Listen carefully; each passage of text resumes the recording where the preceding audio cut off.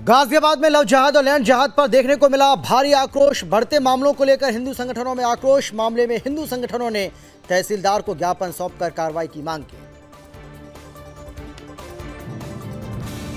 Gangster Sanjeev जीवा की हत्या के बाद बुलंदशहर में अलर्ट। कोर्ट कचहरी में चलाया गया चेकिंग अभियान। खुफिया तंत्र से होगी निगरानी। हरदोई में दिन दहाड़े बाइक सवार बदमाशों ने दंपत्ति से की लूट। बाइक से ससुराल जाते वक्त बनाया निशाना। एएसपी ने जांच के दिए निर्देश। बुलंदशहर के मंदिरों में तोड़फोड़ मामले में अनावरण। आरोपी हरीश निकला मास्टरमाइंड। शराब के नशे में आरोपी ने तोड़ी मूर्तियां। मामले में जांच जारी। और G20 की बैठक के लिए वाराणसी फिर तैयार। 11 से 13 जून तक डेवलपमेंट मिनिस्टर्स की होगी मीटिंग। अधिकारियों को सौंपी गई जिम्मेदारी।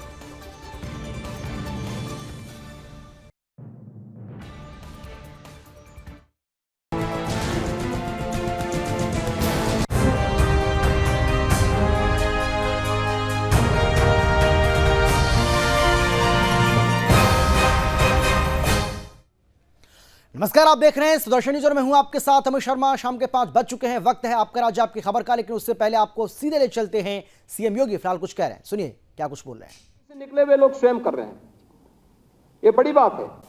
और वे लोग जब उस संस्थान के साथ जुड़ करके वे अधिकारी या वे सभी विषय विशेषज्ञ इस अभियान के साथ जुड़ करके इसको सफलता की ऊंचाइयों पर पहुंचा रहे हैं, इस बार का यूपीएससी का जो परिणाम है वह उसकी ओर हम सबका ध्यान आकर्षित करता है, बताता है कैसे इन संस्थानों ने अच्छी भूमिका का निर्वहन किया है। और मुझे लगता है कि इस मोमेंटम को हमें बनाए रखना होगा, अच्छी दिशा में आगे बढ़ाना होगा।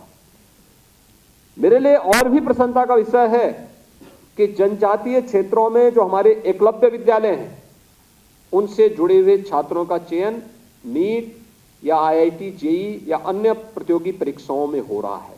अभी हमने यहां पर उनमें से कुछ छात्रों को भी यहां पे सम्मानित किया है। कोई पूछता ही नहीं था, लोग ये मानते थे जैसे कुछ है ही नहीं। सरकार की मंशा साफ थी, उनको भी आगे बढ़ने का मौका मिलना चाहिए। समानता की जिस अवसर की बात सीएसयू मरुण जी कह रहे थे, बाबा साहब का सपना साकार होगा कैसे अगर हम अवसर नहीं देंगे, उन्हें प्रोत्साहित नहीं करेंगे, उस प्रकार का मंच नहीं देंगे तो कैसे बढ़ेगा। लेकिन आज ये सभी कुछ शासन के स्तर पर पूर्व निर्धारित कार्यक्रमों के अनुसार आगे बढ़ रहा है। अनेक योजनाएं हैं समाज कल्याण विभाग के माध्यम से जो संचालित हो रही हैं। इन योजनाओं के बारे में जागरूकता पैदा करना, कार्यक्रमों को आगे बढ़ाना और फिर निर्धारित समय के अनुरूप उसको अगर हम सफलता की नई ऊंचाइयों तक पहुंचाते हैं तो अपने आप में यशस्वी होता है। और मुझे प्रसन्नता है कि कोविड कालखंड में जिस अभ्युदय कोचिंग संस्थान को 2021 में बसंत पंचमी के दिन हमने प्रारंभ किया था, वह आज मात्र 2-2.5 वर्ष के अंदर ही अपना परिणाम देता हुआ दिखाई दे रहा है। और 2 वर्ष के अंदर यह परिणाम एक बहुत सकारात्मक परिणाम है। मुझे इसकी प्रसन्नता इसलिए भी है कि इसमें हमारे अधिकारियों ने मेहनत की, फील्ड में तैनात अधिकारियों ने पूरी ऊर्जा के साथ लग करके पूरी प्रतिबद्धता के साथ इसे सफलता की नई ऊंचाइयों तक समाज कल्याण विभाग के माध्यम से आगे बढ़ाने का कार्य किया। और सबसे बड़ी बात यह है कि हम लोगों ने इसके लिए अलग से इंफ्रास्ट्रक्चर नहीं दिया, जहां पहले से निर्माणाधीन थे उनको दिया होगा, लेकिन शेष जो हमारे राज्य विश्वविद्यालय हैं, गवर्नमेंट कॉलेजेज हैं, गवर्नमेंट एडेड कॉलेजेज हैं, इन्हीं को हमने उसका माध्यम बनाया। क्योंकि शाम को 4 बजे के बाद ये संस्थान बंद हो जाते हैं, उसके बाद ये कोचिंग के लिए इनको देर सायंकाल तक इनका उपयोग किया जा सकता है। इसमें वर्चुअल क्लासेज लगाई जा सकती हैं। और चलिए बात करेंगे यूपी के गाजियाबाद की, जहां पर गेमिंग के द्वारा धर्मांतरण, लव जहाज और लैंड जहाज की घटनाएं लगातार सामने आ रही हैं और बढ़ती जा रही हैं, जिसको लेकर हिंदू संगठनों में आक्रोश है। और इसी को लेकर हिंदू संगठनों ने तहसील लोनी में उपजिलाधिकारी के नाम तहसीलदार की रति गुप्ता को ज्ञापन सौंपा है। ज्ञापन में हिंदू संगठनों ने 1 सप्ताह के अंदर भूमाफिया महबूब अली पर सरकारी खेल मैदान पर कब्जा करने को लेकर आपत्ति जताई है। हिंदू संगठनों ने प्रशासन को 1 सप्ताह के अंदर कार्रवाई करते हुए महबूब अली को जेल भेजने की मांग की है। साथ ही हिंदू संगठनों ने कड़ी चेतावनी देते हुए कहा है कि अगर 1 सप्ताह के अंदर कार्रवाई नहीं हुई तो तहसील से लेकर जिला अधिकारी कार्यालय का घेराव किया जाएगा।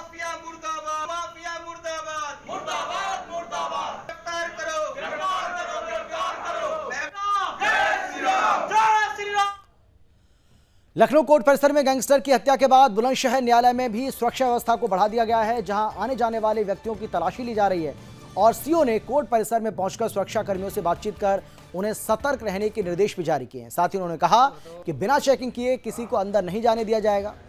आपको बता दें कि कोर्ट परिसर में हर कोने पर पुलिस के जवान खड़े कर दिए गए। पीएससी की एक टुकड़ी भी न्यायालय परिसर में तैनात की गई। फिलहाल अब तक कोई आपत्तिजनक वस्तु नहीं मिली। इसके साथ ही स्पेशल डीजी कानून व्यवस्था प्रशांत कुमार की ओर से जारी निर्देश में कहा गया कि सभी जिलों में सुरक्षा प्रबंधों की समीक्षा किए जाने के साथ ही पर्याप्त पुलिस बल की तैनाती सुनिश्चित की जाए और कोर्ट में पेशी पर आने वाले आरोपियों की सुरक्षा को लेकर खुफिया तंत्र को भी सक्रिय किया जाए। साथ ही अभिसूचना संकलन कर आरोपियों को सुरक्षा व्यवस्था सुनिश्चित की जाए। वहीं सीओ खुर्जा ने भारी पुलिस बल के साथ कोर्ट परिसर में सुरक्षा व्यवस्था का जायजा लिया। कोर्ट में लगे सीसीटीवी कैमरे की भी पड़ताल की गई।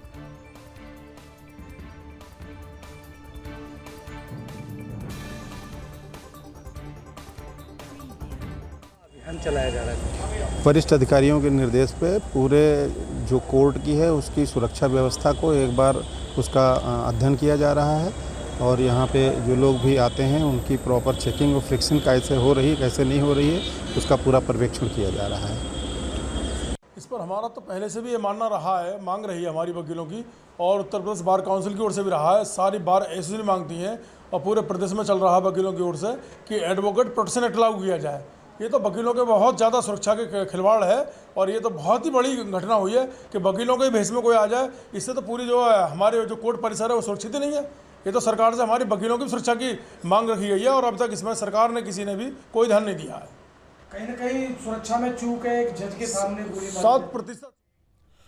हरदोई में पत्नी और साली के साथ बाइक से जा रहे युवक से 2 बाइक सवार लुटेरों ने जेवरात और मोबाइल लूट लिए। दरअसल हरदोई के लोनार थाना क्षेत्र के अंकित कुशवाहा अपनी पत्नी और साली के साथ बाइक से ससुराल जा रहे थे।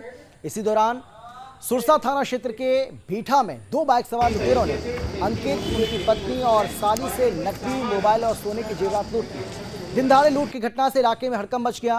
वहीं सूचना पर थाना अध्यक्ष ओपी सिंह ने पुलिस बल के साथ मौके पर पहुंचकर जांच भी शुरू कर दी। वहीं एएसपी पूर्वी नृपेंद्र कुमार ने मौके पर पहुंचकर घटना का जायजा लिया और जल्द खुलासे के निर्देश भी दिए। साथ ही उन्होंने बताया कि पुलिस की कई टीमों को लगाया गया है और जल्द ही जांच कर लूट का खुलासा किया जाएगा। थाना सुरसा में भीठा पड़ता है जहां पर एक घटना घटित हुई है। अंकित कुशवाहा जो कि रहने वाले लोनार के हैं, अपनी पत्नी और अपनी साली के साथ अपने ससुराल बहरिया जा रहे थे। रास्ते में 2 अज्ञात बाइक सवार आए जो उनकी बाइक को रोक के और उनकी 2 मोबाइल और कुछ सोने के जेवरात। और खबर है यूपी के मेरठ में हस्तिनापुर से, जहां स्थित गंगा व्याख्यान केंद्र में जिला गंगा समिति की बैठक आयोजित की गई। बैठक में जलीय जीवों के महत्व पर WWF द्वारा प्रशिक्षण दिया गया, जिसकी अध्यक्षता जिलाधिकारी दीपक मीणा द्वारा की गई। बैठक की शुरुआत में जिला परियोजना नमामि गंगे के अधिकारी द्वारा समस्त जिला गंगा समिति के सदस्यों को कछुआ संरक्षण के ऊपर प्रेजेंटेशन देकर जानकारी प्रदान की गई, जिस पर जिलाधिकारी द्वारा सभी को निर्देश भी दिए गए कि वो जलीय जीवों के प्रति संरक्षण को बढ़ावा दें और गंगा में प्रदूषण, गंदगी डालने वाले कारकों की पहचान कर उनकी रोकथाम पर आवश्यक कार्रवाई भी करें। आपको बता दें कि गंगा समिति के सदस्यों को गंगा व्याख्यान केंद्र पर बने डॉल्फिन, घड़ियाल और कछुए के बारे में विस्तार से जानकारी दी गई और बताया गया कि जिला गंगा समिति द्वारा किस तरीके से इन पर काम किया जा रहा है। इसके बाद जिलाधिकारी द्वारा बूढ़ी गंगा और द्रौपदी घाट का निरीक्षण भी किया गया। इस मौके पर उप जिलाधिकारी अखिलेश यादव मवाना, अपर जिलाधिकारी प्रशासन, क्षेत्रीय वन अधिकारी हस्तिनापुर रेंज के साथ साथ WWF के अधिकारी और अन्य उपस्थित रहे। हरदोई जनपद के बुजुर्ग बीमार पीड़ित ने जिलाधिकारी मंगला प्रसाद से गुहार लगाई है कि अगर सहारा कंपनी से उसका बकाया पैसा मिल जाएगा तो वो अपना इलाज करवा पाएगा। आपको बता दें कि सुदामा ने सहारा कंपनी में एक पॉलिसी ली थी, जिसका पैसा अभी तक सुदामा को नहीं मिल पाया है। इस बीच सुदामा की पत्नी की तबीयत खराब हो गई थी और पैसे के अभाव के चलते सुदामा अपनी पत्नी का इलाज नहीं करवा सका, जिसके चलते उसकी मौत हो गई। इन दिनों पीड़ित सुदामा का इलाज मेडिकल कॉलेज में चल रहा है और उसे पैसे की आवश्यकता है। पीड़ित सुदामा का सहारा कंपनी में बकाया पैसा उसे वापस मिलेगा, अगर मिलेगा तो क्या उसका इलाज सही प्रकार से हो पाएगा? फिलहाल अब देखने वाली बात यह है कि जिलाधिकारी पीड़ित सुदामा की कितनी फरियाद सुनते हैं। मैंने सहारा इंडिया में पॉलिसी ली थी 7 साल के लिए। उसके बाद कि वो चलती रही, पूरी हो गई तो मेरे घर में बीमार हो गई। तब हम उनको लिए सब कहीं घूमते रहे, पैसे मेरे पास नहीं थे तो हमने पैसे की कोशिश की, लेकिन हमको पैसा मिल नहीं पाया। उनको मर जाने के बाद फिर ये 7-8 साल हो गया। अब हम इतना बीमार हैं, हम सब कहीं भटक दौड़ रहे हैं, मेरे पास कोई है नहीं और हमको पैसा नहीं मिल पा रहा। आज मैं अपनी दवा करा सके। मेरी डीएम साहब से रिक्वेस्ट है कि हमको पैसा दिलाया जाए साहब, जल्द से जल्द। उत्तर प्रदेश के बुलंदशहर में पुलिस ने मंदिर में हुई तोड़फोड़ की घटना के 1 सप्ताह बाद खुलासा कर 4 आरोपियों को गिरफ्तार कर लिया है। वहीं आरोपी ने पूछताछ में बताया है कि उन्होंने शराब के नशे में वारदात को अंजाम दिया था। पुलिस सीसीटीवी फुटेज और साक्ष्यों के आधार पर इस मामले के अन्य आरोपियों की तलाश में जुटी हुई है। गौरतलब है कि बुलंदशहर के गुलावटी थाना क्षेत्र के बराल गांव में 31 मई की रात अज्ञात लोगों ने 4 मंदिरों में मूर्तियों के साथ तोड़फोड़ कर पूरे प्रदेश में सनसनी फैला दी। पुलिस ने 5 टीमों का गठन करते हुए सीसीटीवी फुटेज, फॉरेंसिक एविडेंस और पूछताछ कर आरोपियों को पकड़ने के प्रयास शुरू कर दिए। इस मामले में मुख्य आरोपी जो कि बराल गांव का रहने वाला है, तो वहीं पूछताछ में बात पता चली कि जिस दिन ये घटना घटी उस दिन आरोपियों ने शराब पी रखी थी। फिलहाल मामले में आगे की कार्रवाई जारी है। 31/1 की रात्रि में थाना गुलावटी क्षेत्र के ग्राम बराल में ये सूचना मिली थी कि वहाँ पे गांव की बाहरी ओर कुछ मंदिर हैं जिनमें लगी मूर्तियों को खंडित किया गया है। इस संबंध में तत्काल थाने पर मुकदमा पंजीकृत किया गया था और 5 टीमों को इस घटना के अनावरण के लिए लगाया गया था, जिनके द्वारा आज इस घटना का सफल अनावरण किया गया है। इसमें कुल 4 लोगों की गिरफ्तारी की गई है, जिसमें कि मुख्य अभियुक्त जो है उसका नाम हरीश उर्फ इलू है। ये उसी गांव बराल का रहने वाला है। पूछताछ में ये बात प्रकाश में आई कि हरीश के घेर पे लोग बैठकर शराब पीते थे। जिस दिन की यह घटना है उस दिन इन लोगों ने शराब पी और उसके बाद यूपी के वाराणसी में 11 से 13 जून तक फिर से G20 डेवलपमेंट मिनिस्टर्स की मीटिंग होगी। इससे पहले अप्रैल में भी काशी में G20 की बैठक हुई थी। 11 जून को 40 से अधिक मंत्रियों, विभिन्न विभागों के प्रमुखों, 160 विदेशी प्रतिनिधियों और 100 से अधिक विदेशी पत्रकारों के स्वागत में रात्रि भोज का आयोजन किया जा रहा है। दरअसल बीते महीने अप्रैल में एग्रीकल्चर वर्किंग ग्रुप की पहली 3 दिवसीय G20 बैठक के सफल समापन के बाद वाराणसी फिर से 11 से 13 जून तक G20 डेवलपमेंट मिनिस्टर्स की मीटिंग की मेजबानी करने के लिए तैयार है। सम्मेलन से पहले 20 शक्तिशाली देशों के अतिथि वाराणसी पहुंचेंगे। प्रदेश सरकार की ओर से फिर से दुनिया भर के 20 ताकतवर देशों से आने वाले मेहमानों की मेहमानवाजी के लिए तैयारी को अंतिम रूप दिया जा रहा है। इस दौरान शिव की नगरी काशी में डमरुओं के नाद से विदेशी मेहमानों का जोरदार स्वागत होगा।